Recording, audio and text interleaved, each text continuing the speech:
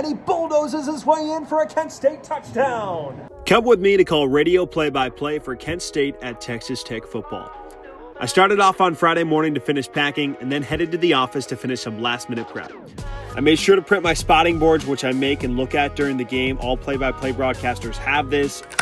It really depends on what format you use. It has all the players, numbers, stats, notes. These can take a while, but I treat these things like my children. I work really hard on these. I triple checked we had all the gear we needed, then headed off to the bus to the airport. Kent State has 5 different buses, and you get assigned one before you leave. I was on the last bus, bus 5. We got to the airport, they fed us chicken Alfredo pretty good, and I was off to Texas. That's Justin, one of our video guys who I sat next to on the plane. I started going over my boards a little bit midway through the flight, but then I passed out. We landed in Lubbock and headed right to the stadium for walkthrough with the team. Jones AT&T Stadium isn't the biggest. It holds a little over 60,000, but the architecture and feel of it I thought was really, really cool. I have nothing bad to say about Texas Tech Stadium. From there, we headed to the hotel. I went out to eat with some of our other support staff. I finished the night editing some interviews and making sure our pregame rundown was finalized. I woke up early for game day the next morning, which was at 11 Central Time. I got a quick workout in, followed by some coffee. Then it was time to get ready. Always suit and tie. Always. I Ubered to the stadium before the team about 3 hours before kickoff, and the views were crazy from the booth.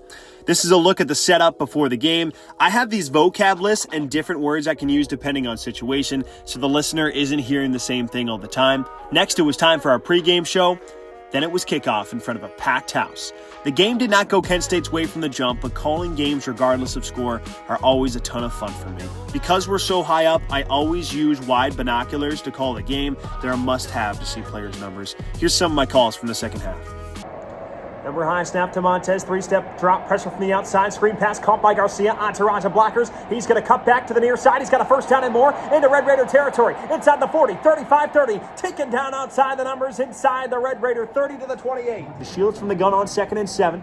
Tight end Mulder, edge right, Hopperton, edge left. Number high snap, it's a QB draw. The Shields running off the right tackle, has room. The Shields all the way to the end zone on the near side, and he bulldozes his way in for a Kent State touchdown. After a short post-game show, it was time to head home. They fed us Texas barbecue on the way back, which was great, and we got on the plane. I knocked out again, and we got back in time to watch some late college football.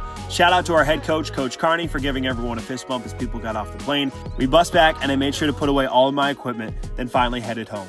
Overall, I thought Texas Tech was a really cool stadium and environment in my first time going to the state of Texas. Excited to show everyone our road trip to Florida State in 2 weeks, and thanks for watching.